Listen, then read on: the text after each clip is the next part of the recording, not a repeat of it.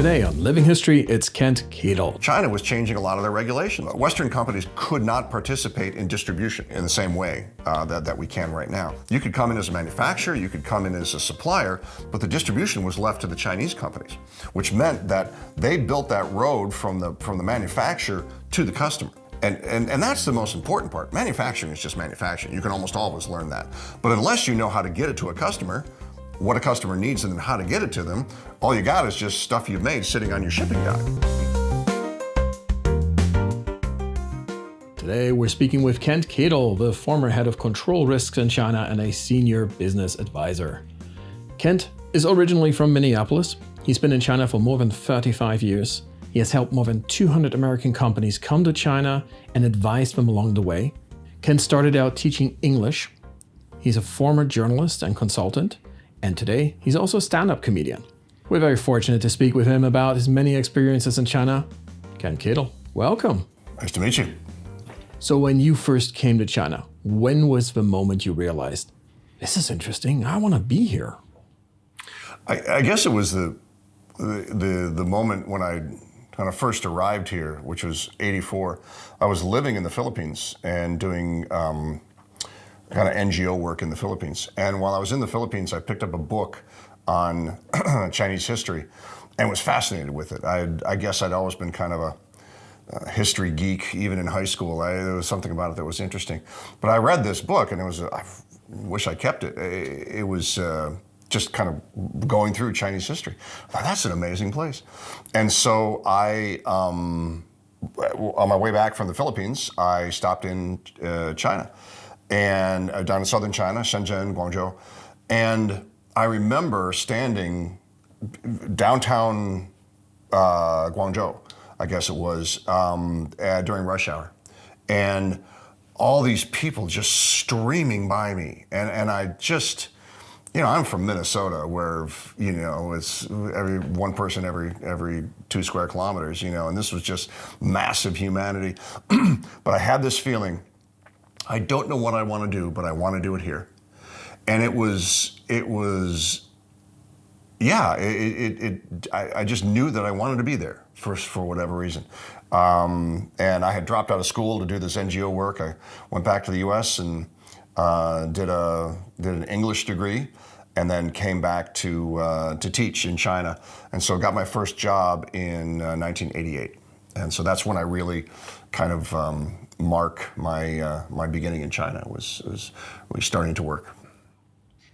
And in Guangzhou in 1984, not only was everything else new and everything different to you, you were also standing out. I mean, I don't know if you have this haircut back then, but... No, I actually had hair back then, yeah. This is what 35 years in China does to you, Yeah, and at that time, you were very, you kind of stood out. Guangzhou was a little bit different at that time because everybody was from someplace else. Shenzhen was just kind of developing. It was still a very, very small town almost at that point. But there were enough foreigners kind of coming in and out. They had trade shows and things like that had been developing for a number of years. So it wasn't the shock that I actually experienced later. Is actually in '88. I was teaching in Anhui, in Hefei, and in 1988, and there was just a couple of foreigners there at the time. And yeah, we would literally stop traffic. I mean, people would be riding on their bike and, looking at you as they went and they'd run into someone. So, and every time you go to the market, there was 20 or 30 people gathered around you. But there was this intense curiosity. It wasn't mean, it wasn't angry. They were just fascinated, just interested in why you were there. And I didn't speak Chinese until when I got here, really, and kind of learned as I went along. But as I did, there were always people who were interested in talking to you. Remember early days taking the train, and you'd be sitting by some others, and you'd hear in Chinese, these people are like, look at that foreigner. Man, he looks funny. His nose is huge. Have you seen the color of his eyes? Blue. who has blue eyes? And they're just talking about me. And then I would lean over and then I'd ask them in Chinese, when does this train arrive at the next station? And they were like, oh my gosh, you speak Chinese. Now, if I would have gotten caught out like that, I'd be like, I'm just going to change seats, But they didn't. They recovered immediately. It's like, all right, now we can have a conversation. And it was that, I don't know, it's such a friendly exchange, intensely friendly. If you wanted personal space, that wasn't a thing. You couldn't say, I don't want to talk. You kind of had to engage. So if you're looking for some private time, you lock yourself at home. But that was one of the things that attracted me to China, was just the intense curiosity of people, but also passion for people. I lived in the Philippines for a while, and if you think of a environment that has all of the criteria for a successful future, it's the Philippines, but they suddenly somehow just couldn't kind of get things together, and still even have issues. But back in earliest days in China, there were people who were committed to advancing, committed to doing something new, committed to moving forward, committed to moving their country forward, but also committed to moving themselves forward as well. And you could just feel something here. It felt different. I couldn't put my finger on it. I didn't know what it was, but it absolutely started with the people and that kind of intensity, which you still find here, absolutely still find here. When you arrived, everyone was still in the Danwei system. Yeah. Times changed. Danwei system, yeah. I was using in the early days. We had the Waihui, the FEC foreign exchange currency. At that time, in the late '80s, we got paid in RMB, and we had a card that we could use, so we could go anywhere and use RMB. Usually when they saw a foreigner show up, they got excited because they would have to use this FEC, which they could then exchange on the open market. But we'd show up and we were ragged English teachers and, looked like we just come from the countryside. And we slapped down this baika and then the RMB, and they're like, damn it, thought we'd get you. Yeah, my first year teaching, I think, well, we had talked earlier about this, and I think I said we made 6,000 that year. I checked with some people that I was teaching with. They said we made 4,000. So I had inflated it, but that was still pretty good. I mean, there was a bunch of people who I know of who were making 1,000 RMB, 2,000 RMB for a year. Now, with 6,000 RMB, we were living high on the hog. We paid the first day in cash in these 5 RMB notes that we then had to stick, I think, in a pillowcase or something, literally threw it over our shoulder, trudged down to the bank, thump, the huge stack of money, and deposited that in an account. Took the whole day to do it, all sorts of paperwork that you couldn't, and but then just kind of drew on that for the rest of the year. So the first place of school I taught in was a teacher's college, and so the English teachers from around Anhui province, which at the time was an incredibly poor place. I mean, it's still at the lower end of the scale here in China, but at that time it was complete countryside. These were very rural English teachers who were making, I think, 40 RMB a month, maybe. So what's that? 450 RMB for the year? Something like that. It was amazing. They had never met a foreigner before, ever in their lives, maybe saw one on TV. But yeah, the first couple weeks of class was a very silent affair. Because they would sit there just in the classroom. They wouldn't talk with you. They wouldn't move. And I'm a Westerner. I grew up in the Western education, which is interactive and things. And at that time, particularly, it was Chinese. Was the teacher talks, we take notes. No interaction, no asking questions, no the Socratic method. Yeah, come on, none of that. And then later they loosened up. I taught them how to play baseball, American baseball. We studied the vocabulary. We watched them on TV, and then we went out to the basketball area and played. And we I'd been in Hong Kong a little while, and I got one of these. In America, we call them a wiffle ball. It's a plastic ball with holes in it and a big bat like this. They're easy to hit. And I had them set up, and we'd pitch them and try and do this. And it was great. It was the worst played game of baseball, but I've never laughed so hard in my life. It was amazingly fun. And again, that's what my students were looking for. Be a foreign teacher. Do something different. You know, well, I get a Chinese teacher standing there and lecture at me. I don't need you. You know, so it took me a while to figure that out. It was an important learning. I can imagine why people wanted to find out from you, for instance, what foreigners were like. But what did you learn from them? What did you discover that you didn't expect? There's probably so much, and I still say this till today, and probably one of the reasons that I spent so much time here. Everybody, you know, they find out how much time you've been here, and everybody says, well, what brought you to China? And I always say, well, I suffered from you know, a lot of energy in a very short attention span, you know, and when I was in school, primary and secondary school, they didn't have this ADHD, ADD diagnosis, you know. It's just, well, Kent can't pay attention. If he just pay attention, he'd be fine. And I was frustrated with school. I came here and suddenly something is different and changing all the time. So I still do this today, kind of a practice of, at the end of the day, and usually when I'm lying in bed, kind of close my eyes and think, what did I see that was different today?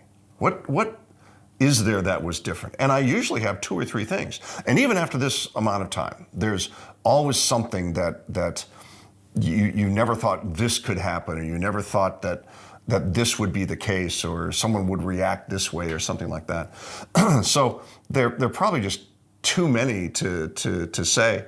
At the end of the day, we are people. We are humans, and we have families, and we have friends, and we have arguments with our families and friends. And you know, there may be different reasons and motivations that are conditioned by culture behind that, but a problem with your mother or father is a problem with your mother and father, you know. And that kind of shared humanity, I thought, was a very interesting thing. But also the way that languages are kind of constructed to describe the challenges and problems and things like that. Chinese is I've discovered, is a very general language. It's not a specific kind of language, and they talk in more general terms, which can be good, because I remember early on, I would, my first teaching job, as a matter of fact, I wanted to make a change in the class. And I went to my boss, the Waiban, the guy that kind of manages the foreigners, and I said, "Okay, I really want to make a change here." And he goes, that whole teeth-sucking thing, you know. He goes, 我再考虑一下, which means I'll have a think about it. And I'm like, oh, great. Oh, good. Okay. Well, you have a think about it, and I'll, you know, and I'll come back. And so I came back the next day. I said, "Have you thought about it?" And he looked at me. And he was a lovely guy, and he knew that I was a little too intense. And he sat me down. He says, "Kent, when I say 我再考虑一下, when I'll think about it, that's a very polite way of saying no." So I'm like, oh, so I can't do it until you think about it, and you're always going to be thinking about it. Okay, I got you there. A good Chinese friend of mine says if he ever wants to be specific about something, he switches to English. He said because English is just better, he thinks, at you know, saying something specific like that. So you describe a challenge, you describe a problem, you describe a deficiency. There's a very general way of doing it. Some is to consider someone's, you know, how to be polite, or the idea of face, or things like that. I find that so incredibly fascinating, and love to kind of point out and ask people, okay, why is that way? And even after spending here the most time, you never ever adopt that, what the Chinese call the 中国通, you know, the China expert kind of thing. That is the worst phrase in the world, because it's impossible. And the first couple of years in China, you know, is, you're a 中国通, you're a China expert. And I said the worst thing you could say, I'm an American. So I said, well, thank you. Thank you for the compliment. No, you're supposed to say something, oh, nali, nali, no, I'm not really that way, kind of thing. And again, I was an arrogant young American. And, but I finally realized that it is impossible to be a China expert. Even the Chinese themselves aren't China experts. And so that is just this dream, that is far away. But if you approach it like you're a learner, like you're curious, and I think maybe I did learn curiosity, an intense curiosity from my friends here and my colleagues and clients and everything. And that's such a great way to live your life. It really is, because there's always something you can find something new about. That's what I love. Maybe you know the documentary American Factory. It's about a Chinese factory owner who buys a factory in Ohio, because it's also a story of discovery, and that's a little bit you. You've seen the other side. Well, and when I saw the American Factory, I loved it for that reason. You just switch the people and languages, and you have it. And some of those comments there, oh, Americans, they're so slow. They want to go home at 5 o'clock. Their hands are so big. I love that comment. But it's just that cultural issue like that. And a lot of the cultural issues of Western business coming in here, there was never an issue of people not working hard enough. I mean, it was almost the reverse. You needed to slow them down a little bit. But yeah, some of those cultural issues and things like that to kind of work through. Yes, it was frustrating. It was incredibly frustrating, but it's also what makes it interesting and, frankly, humorous. And when you can connect with someone here on that level of humor, and our senses of humor are quite a bit different, certainly, but when you can connect like that, it just makes both the day and the relationship and everything a whole lot better. That's the one thing I love about it. I ask about the film because you're bringing American factory owners, American businesses together with Chinese companies. How did you get into that? So I started teaching in the late 80s, and I realized very quickly that I was a terrible English teacher. I was so bad.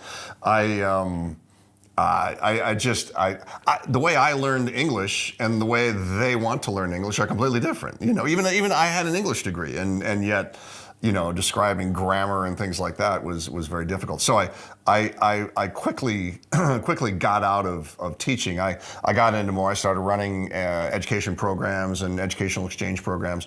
I also was doing some graduate work myself at the same time, master's and a PhD. I took a job in 1994. There was a U.S. software company that was setting up, and it was a kind of production software called Enterprise Resource Planning, ERP, at the time, and Oracle and SAP are the big ones right now. But it was a small company that had a vision for kind of coming here to China. Manufacturers were coming, setting up. They didn't have systems like this, and they wanted to kind of get into it. And so I was helping this company kind of get set up in China, but then kind of did the first mistake of all consultants. You actually sign on to implement your own recommendations. If you're smart, you just leave them with a PowerPoint. That's, and then, well, if you messed up, it's your problem, So I did that. And so while we were doing that, the idea to implement the software is to help your production run more smoothly, and your sales and your finance and your inventory. Everybody can talk to each other, and it was brilliant. And it's supposed to help you be more efficient and make more profit. Well, we discovered though that companies would come in, and their entry strategy was not very smart. They had the wrong products. They were going after the wrong customers. It was a wrong route to market. They didn't use the right things. Now, granted, in the 90s, you kind of had to build all that yourself. There wasn't distribution like we see now. You kind of had to build that. But they just did a really bad thing. And so there's a couple of guys that in the software company. We started a consulting arm within this company, and it was market strategy consulting, just how to kind of get into the market.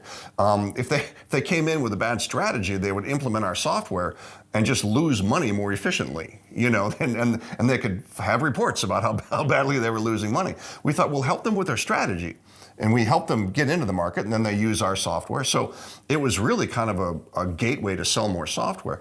But what we discovered is that so many companies really needed to know about this. And I'd been a few years in China, not that long, and I didn't have a business background. I couldn't spell P&L. I was a nightmare. But as I was implementing the software and things, it was a fantastic business education about the mechanics of how to run a business. And so we started consulting, doing strategy consulting. The company was going to be sold. We were kind of a weird little part of the company. So, and I'm forever thankful to the founders. They said, no, go ahead and take it. Just, with our blessing. You did a really good job here, set it up, great, run with it.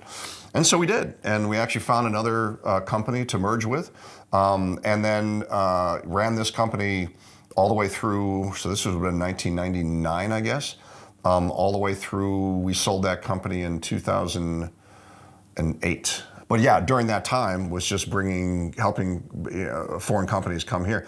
These were the go-go years, late 90s, 2000s. I mean, all sorts of people coming in. It was interesting to work with executives who weren't necessarily ready to come to China. They didn't kind of have all their stuff in a row. They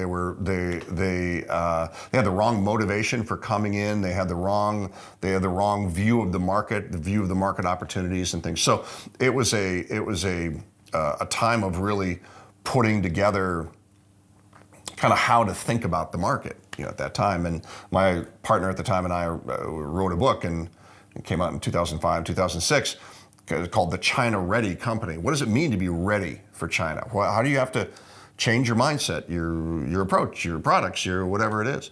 But again, just an incredible learning time here, because we did a lot of work in consumer products and retail and things. And back then that's not what we call the modern retail right now, the hypermarkets. Well, and even now we're beyond the hypermarkets, right? We're all shopping online. But at that time, we didn't have the hypermarkets. They were just mom and pop shops around here. And, so if you were a big beverage manufacturer, it was incredibly inefficient to go to market. But that the early days, and nobody knew how to work with these people. And so it was really fascinating.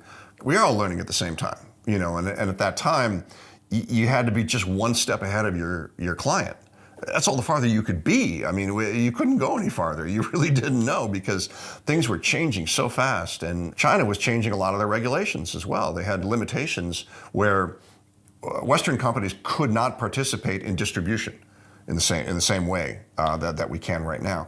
You could come in as a manufacturer, you could come in as a supplier, but the distribution was left to the Chinese companies, which meant that they built that road from the manufacturer to the customer.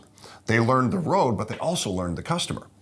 And that's the most important part. Manufacturing is just manufacturing. You can almost always learn that. But unless you know how to get it to a customer, what a customer needs and then how to get it to them, all you got is just stuff you've made sitting on your shipping dock, So the early Chinese companies really understood distribution and that kind of thing. And, it's a bit of a cliche, but China has been a trading culture for thousands of years. And that kind of trading, I think, was a very natural type of thing. Now they had to modernize it, and they had to bring technology into it and talk about, value against just price. If you're trading, it's kind of a commodity, and you're trading on price and delivery and things. Well, but if you have a solution, a technology or something that it is more than just the sum parts of the cost of its parts, then you got to be able to sell that, and you have to be able to deliver it. And so there was a huge education at that time on how to do that.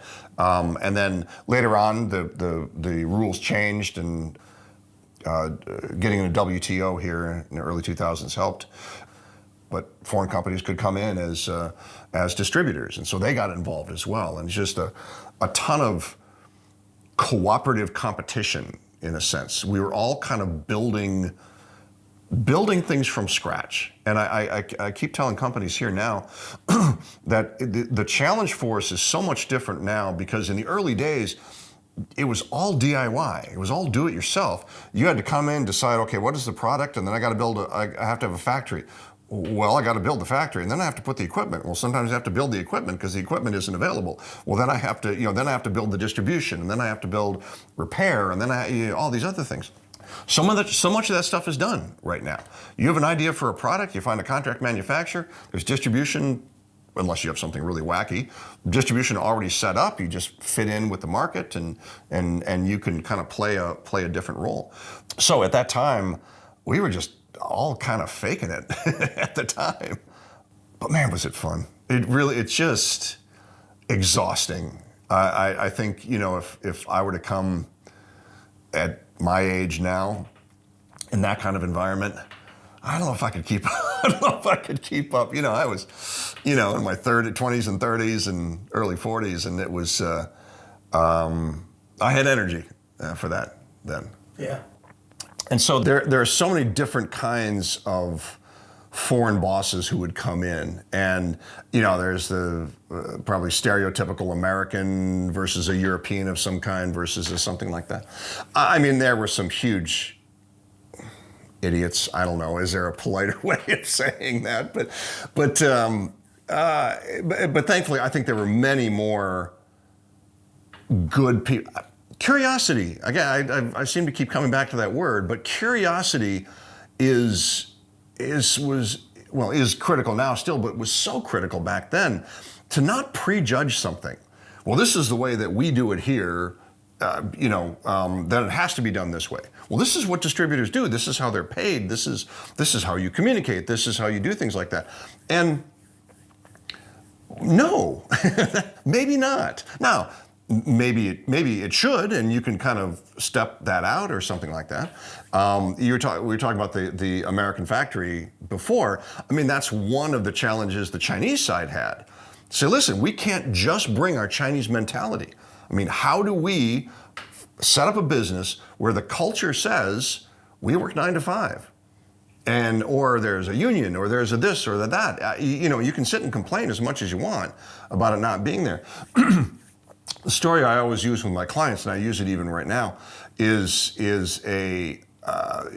seen the movie Apollo 13, and the capsule is having trouble, and they don't know what to do, and all the engineers are sitting at NASA headquarters and are saying, if we only had this, we could fix it. If we only had this, we could fix it. And some really smart engineer gathers them all together, walks in a room with a big box of stuff, dumps this box on the table, and says to the engineers, guys, all of this stuff is up there. That's all we have. We need to fix that problem with this right here. And that is a really good lesson for pretty much everything in China. And even now, there's not the things here that you are used to back there. Part of my client base right now is Chinese companies investing globally. And they're incredibly frustrated that you don't have the online capabilities, and you don't have the digital marketing and everything like that, and online payments and everything that we have here. But the companies and the company leaders who would come in and say, okay, whatever we have here, we got to solve that problem, which means we need to be creative. In the early days, actually, it was quite revolutionary for some companies would come in, and they'd come in, and we had a couple companies that were like this. They would come in, and they were suppliers to, they're like a tier 3 supplier, tier 2 supplier. And they supplied to someone else who supplied to someone else. And they would come in, and they would realize that the suppliers for weren't there. So they said, well, what if we set up a company to supply ourselves? And we called it climbing the bill of material. Bill of material here, and you do this part here. But you have this is done by suppliers, and then down here is done by your customers. Well, if you climb the bill of material, you just extend back up there.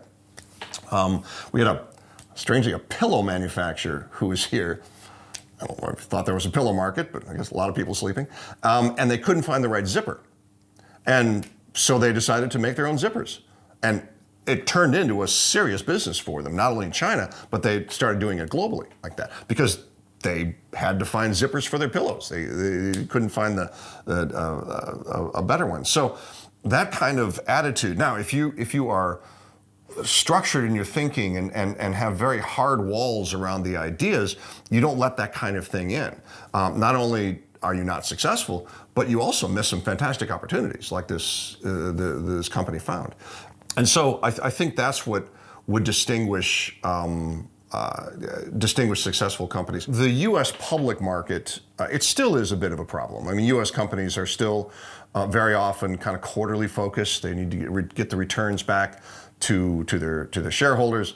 China and many markets around the world it's a long-term investment. You need to sit and think about that. So again, very broadly spoken, but we found the European companies were a little bit better at thinking long-term like that. And you see some of the German companies who would come in, even German, the Mittelstand, those small to mid-sized companies came in and have had long histories, 30 years of success in China, because they could invest in the future. They were maybe family-owned back home, and they didn't have shareholders or stakeholders that they had to make happy immediately, and so they could think longer term. Why have we seen so many cases of joint venture partners not getting along? I think that the Chinese have a phrase, sleeping in the same bed but dreaming different dreams. And that is a very accurate representation of many relationships, including the real ones where you're sleeping in the same bed, I think. But in the early days, for certain sectors, you were required to do a joint venture. You couldn't come in 100% owned. And very often that joint venture partner was found for you, kind of an arranged marriage type of thing. And so in the early days, a lot of the JVs, and we would, late 90s and early 2000s, we set up a lot of those and found JVs and helped structure them and stuff. Later in the 2000s, we had kind of a restructuring, what we lovingly called marriage counseling, where that partnership just didn't work out. And very often it was just an expectation problem. The company would come in and the foreign company came in, well, this is what we're going to do. And the Chinese company said, yes, but this is what we're going to do. And they just kind of had a different view of it like that. And so one of the things and as the market developed in the 2000s, one of the things that we did was we talked a lot about strategy before structure. And meaning, what are you going to do in China? There's all sorts of things you can do. What is the market saying that you should be able to do? How do you find the right customer, the right product, the right distribution? Then we'll talk about the structure.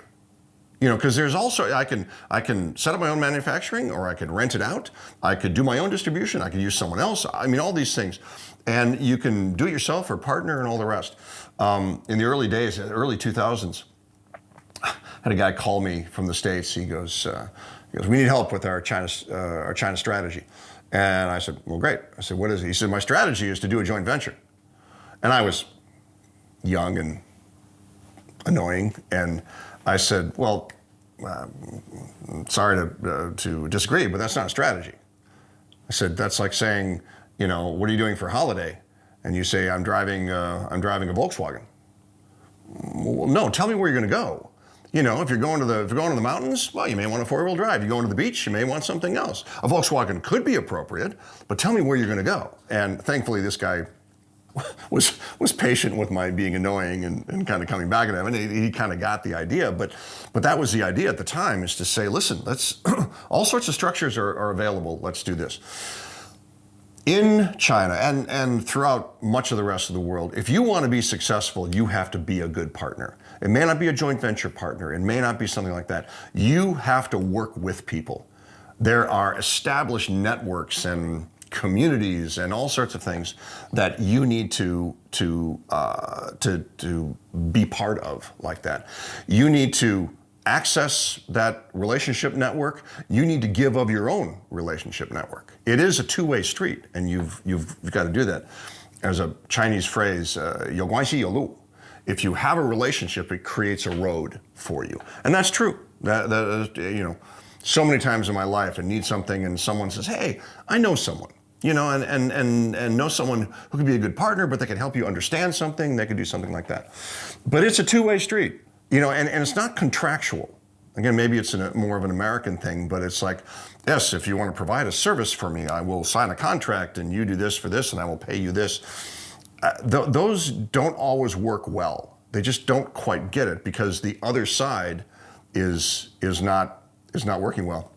I was writing to one of my students who had helped me find a friend get a teaching position or something. And I had written him a letter. I was back in the States for the summer and written him a letter saying thank you for that. And he writes back and he goes, oh, you're very welcome. I'm always happy to help a friend, blah, blah, blah, blah, love, whatever. P.S. When you come back to China, please bring a motorcycle.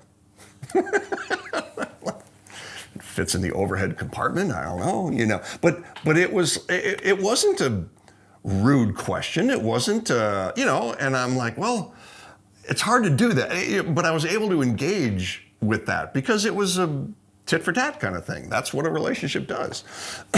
Those that truly understand that, those that truly put themselves out there for that, relationships are a pain in the butt. They really are. You know, contracts are fine. Contracts, you just both sit down and go, well, you have to do this, I have to do this. And you don't have to like each other. You don't have to get along. You do blah, blah, blah, you do this and that. Relationships are different. As a foreigner, there's only so far you can get in. And I remember that was a really hard lesson for me to learn. When I first came here and was teaching, I wanted to be Chinese. 6'5", big nose, blue eyes, pale white skin. I look in the mirror, I can kind of figure out that that's not possible. But I was trying to study Chinese and I was studying calligraphy and I was doing all these things. And even my early teaching days, I was almost trying to be Chinese. I didn't fit in because I wasn't what they wanted in a foreign teacher. They don't want a foreign teacher who's trying to act like a local and failing miserably. They want a foreign teacher to act like a foreigner. That's what they want. And once I learned that, and once I kind of listen, there's only so far you're going to get in. And I'd like to think that I have Chinese friends and all the rest that I've been able to get in deeper with and reached a different level of relationship. But under the disillusion that I am therefore Chinese like that. And it's useful sometimes.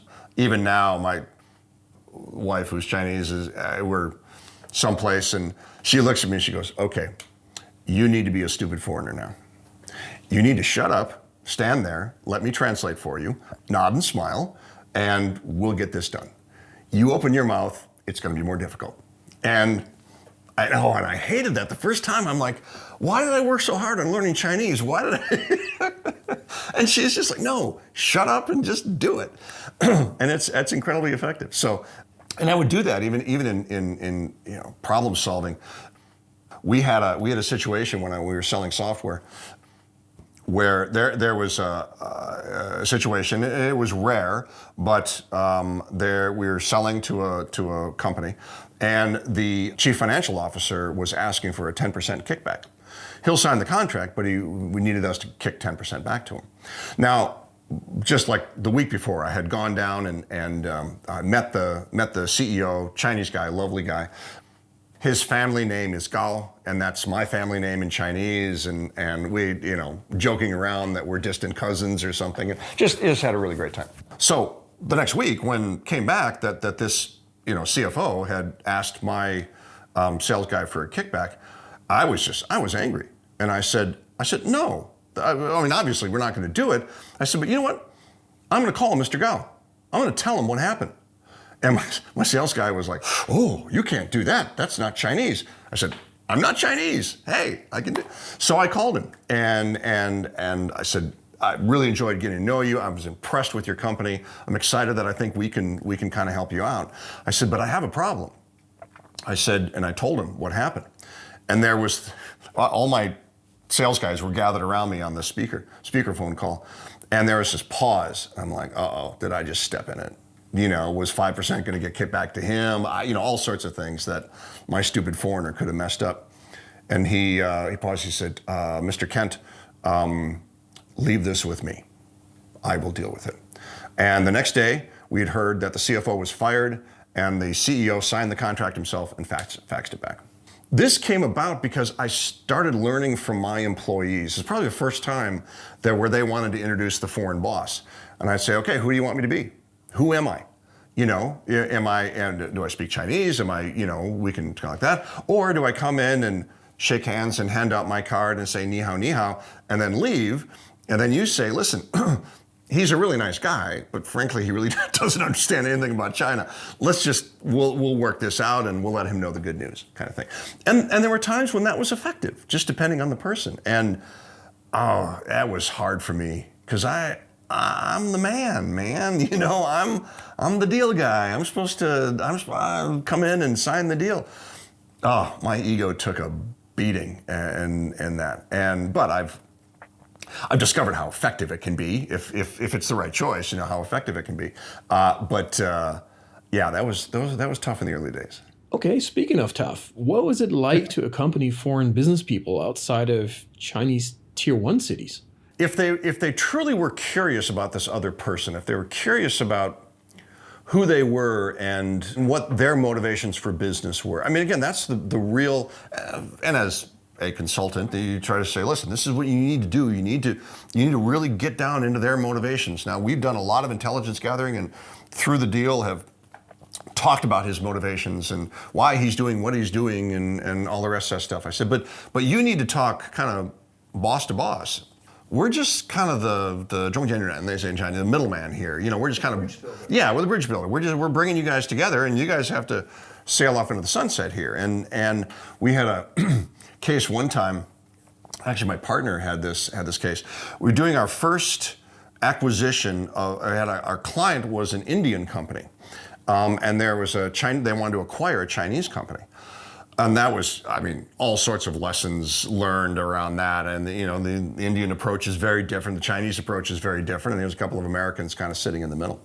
And we had reached this impasse. And the sitting in this room, and the two CEOs, terrible body language. You know, they just were sitting like this. And we were kind of struggling, well, how do we move the conversation forward? They just had gotten log jammed. And the Indian CEO said to me, ask Mr. Liu if I can do a face reading of him. I didn't even know how to translate that into Chinese. I kind of faked it, and because I wasn't sure what a face reading was. And so I translated for Mr. Liu, and Mr. Liu kind of smiled, and he went, sure, kind of, you know, what do we got to lose here?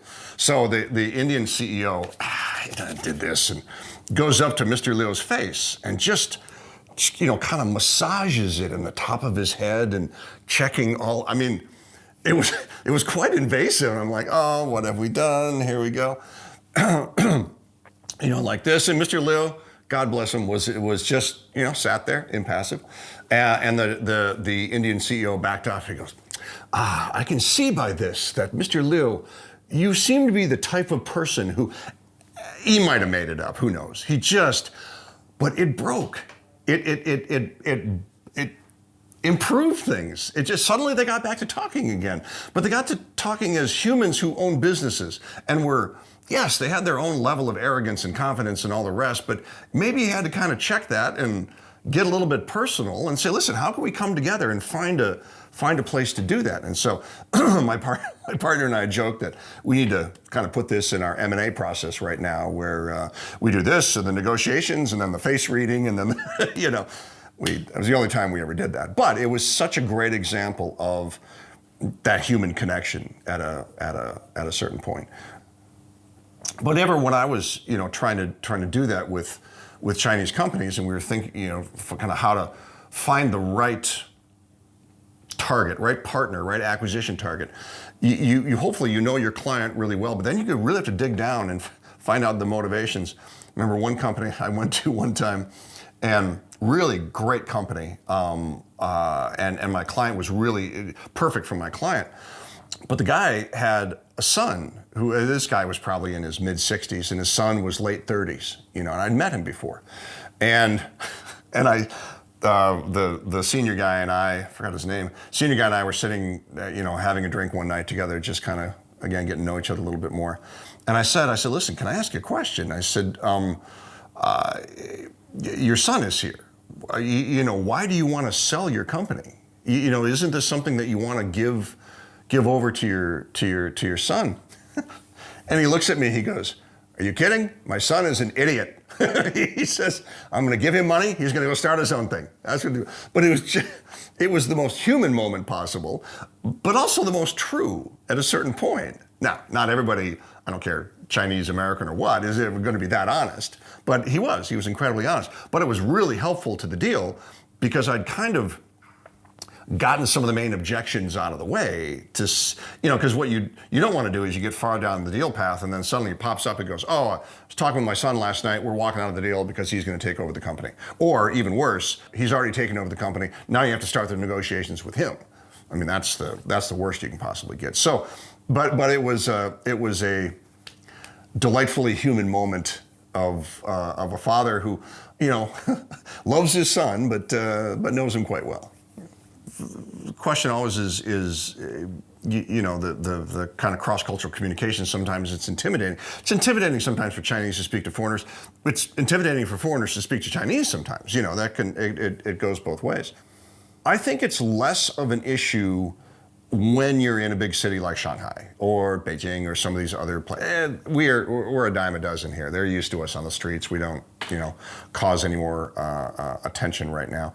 I've been really comfortable talking to people. There's a personal vulnerability when you ask a question. It means I don't know the answer already. And I don't know, the older I get and the more expert I'm supposed to be in certain kinds of things, it always makes me nervous that, oh my gosh, if I ask a question, it means I'm not the expert. And then I kind of have to realize, well, you idiot, you're not the expert. You know quite a bit about certain things, but don't know everything. I mean, one of the reasons I took up comedy a few years ago was it scared the hell out of me to think about doing that. And I'd gone through some personal things in my life where I'd failed, utterly failed. And I wasn't used to failing. I've been a pretty successful person and confident and all the rest of that stuff. I wasn't used to failing, and it felt almost terminal at the time. And I'd always been a fan of comedians and comedy, and I had watched a friend of mine do kind of an open mic kind of thing, and everybody bombed. They just, including my friend, just bombed. And after I was done, I'm like, I can do that. I can bomb. But what drew me to it was, first of all, making people laugh and the art or the science of comedy and structuring a joke and all the rest. I find really fascinating. But also just a life lesson where you're up there and you're doing 10 or 15 minutes and you maybe get one polite chuckle, you just die. You died on stage. You completely bombed and you walk off stage. And I remember the first time I did that, and I was in a bad mood, and I didn't put the material right, and of course you always blame it on the audience. It's the audience's fault, of course. And I started walking home, and I just was kicking myself, and I'm like, but I'm still walking. I'm alive, and you know what? I got another show in 2 days. Hey, I can try this again. Where that failure is not terminal there, and yes, certainly there are some existential threats for all of us out there, but they're not as risky as we always think they are. And if it's risk to your reputation as a know-it-all, well, it's probably a pretty good chance to take. It's probably not a bad idea to do something like that. So one of the things that my company does right now is to help in kind of a risk management standpoint. And we have situations where employees have tried to take over the company, are extorting the CEO, or doing something like that. We had a nasty situation one time. We were trying to help them kind of work this out, and the American CEO comes in, and he's just, if you were to stereotypical CEO, just American CEO. And he comes in, and we're sitting actually in this room here, and we start describing the situation. Here he is. He stands up, and he's banging. I thought he was going to take off his shoe and bang it on the table. He's banging on the table. He goes, I refuse to be threatened. I refuse to be extorted. And I stood up, and I looked him right in the eye. And I said, Bob, you don't have a choice. Sit the F down or get out of this room. I said, you are ignoring what's going on here. You are being threatened. You are being extorted. Unless you're willing to deal with what it is, get out of my office. Why are you hiring me?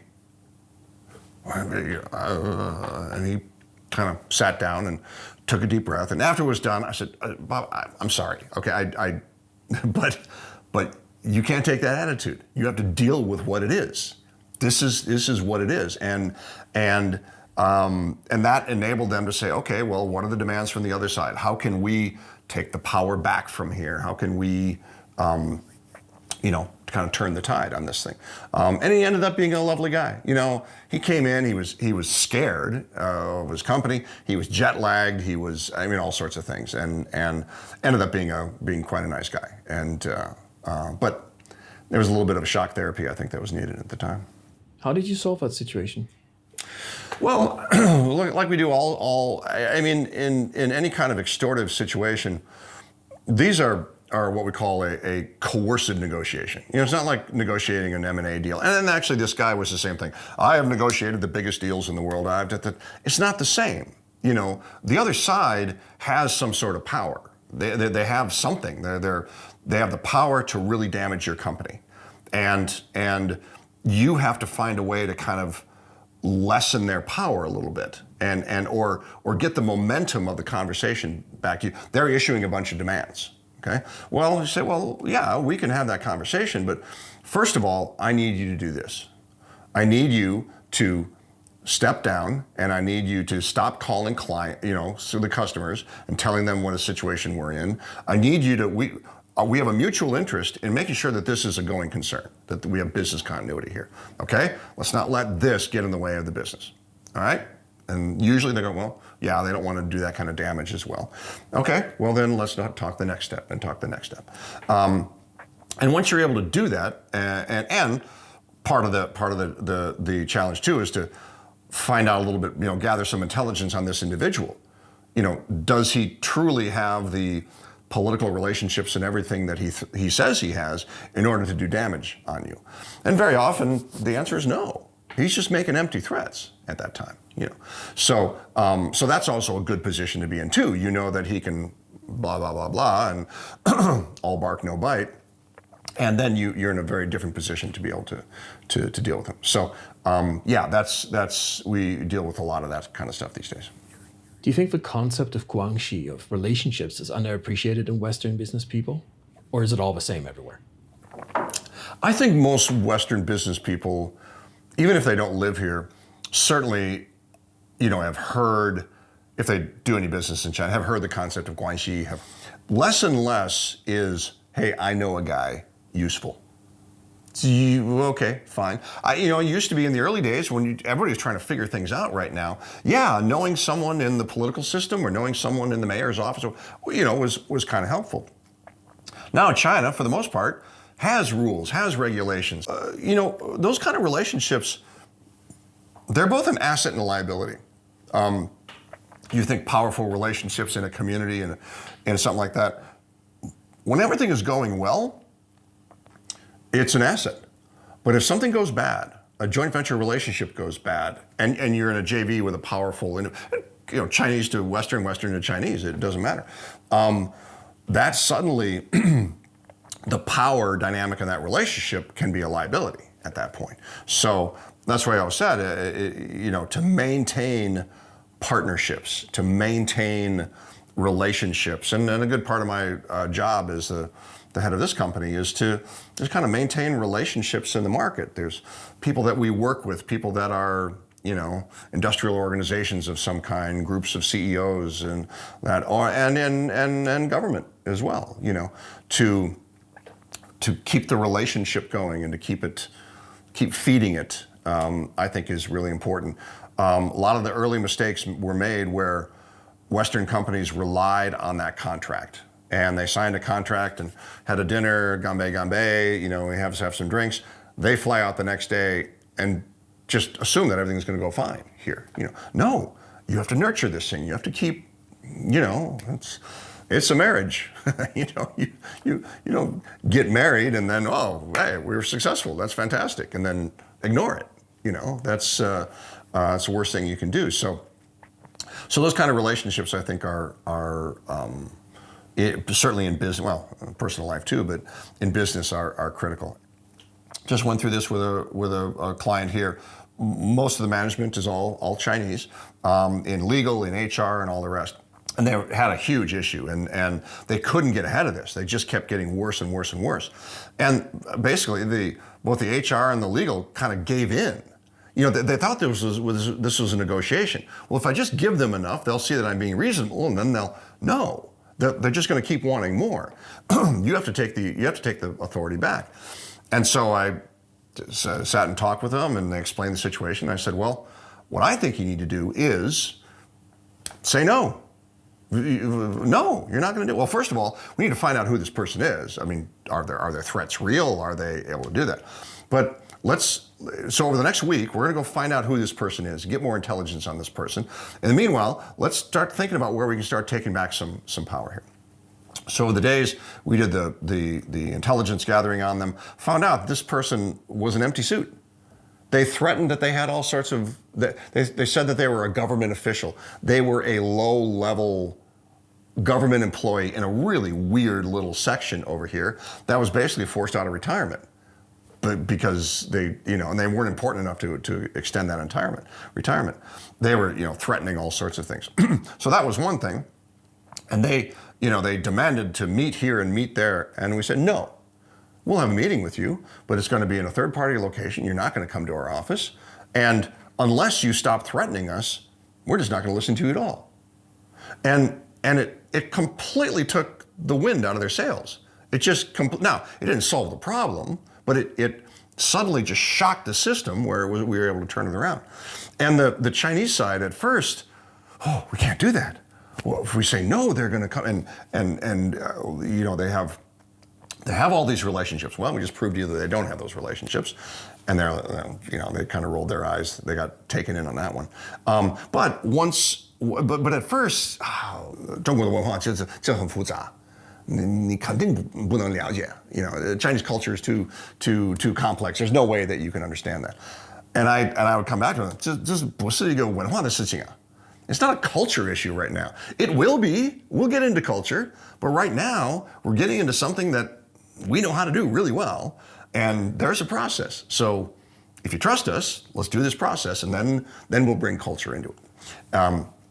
And so it was, once it happened, then the Chinese side felt very good about it. And again, to their credit, they weren't, and we didn't rub their face in it by any means. It's listen, you've never faced this before. This is new for anybody. Doesn't matter what culture you're from. Most people don't go through their day needing to needing to negotiate an extortion. That's just not your average Tuesday in a human's life. But this is what we do for a living, in part. And once they saw that, they're great. They're very complimentary. They're very, and we could always joke around that. Let me tell you all the things that I don't understand. Well, how about this? How about this? And so we can have a kind of a conversation like that. But there's a shared thing among those who have been here for a while. There's certain things you thrive on, and the vast majority of expats have come through on a 2, 3, 5-year assignment, something like that. And you do it right, it's a life-changing experience. It's that way for your family, for your kids, for everybody. And I have some incredibly good friends who I've met, who have gone back to the States or Europe or whatever. There is a certain type that kind of sticks around and sticks around against all rational thought. Might have been a good time to leave or think of doing something else or something like that. And it just never occurred to us that there was anything other than this that was worth doing. And there's a few foreigners who saw changes in China, saw things changing. And one guy said to me, he's heading back home, and I said, and he'd been in China for 15, 20 years, a long time. And I said, why? He goes, well, this just isn't my China anymore. And I looked at him and I went, when the hell have they cared about your opinion? What do you mean my China? This, I don't see your name stamped here anywhere. But what he was saying is that, well, the way that I felt comfortable was good for the first 15 or 20 years. Now I'm not comfortable. And it's not mine anymore. It's not for me. Well, that's fine, but don't don't blame it on China. China's changing. You say, listen, I made the decision that I need to move on. And he was angry because he felt like 15 or 20 years had kind of been wasted. And I haven't talked to him since he went back, in part because I just thought he was an idiot for saying that. But I mean, I hope he feels differently now, that he can look back on one of the amazing experience, and hopefully it's added to his life in a certain way. But no, I feel incredibly grateful that I'm allowed to live here, and so many people have put up with my stupidity, it's the concept of grace is one that's very important to me, which is undeserved favor, you can say. And I have met so many graceful people here. You meet some idiots, but you meet people who, 你的中文太好了. Your Chinese is so good. It's not good. That they're just, they're trying to be polite, and they're trying to. I've always said that a real friend when they correct your Chinese. That's when you have a real friend. You do have to, living in a culture like foreign culture for so long, you do have to get used to being an outsider. That has to be okay. You can't find your identity in just being so deeply involved in things. And even when I go back to the States, I'm a huge outsider back there. I really am, and I'm not comfortable back there. And I could even argue that when I was 19 years old when I first went over, to the Philippines, I was already uncomfortable, kind of I knew I wanted to go someplace else, even at that early time. So I was primed and ready to find a home here, But that's okay. You have to be okay with that.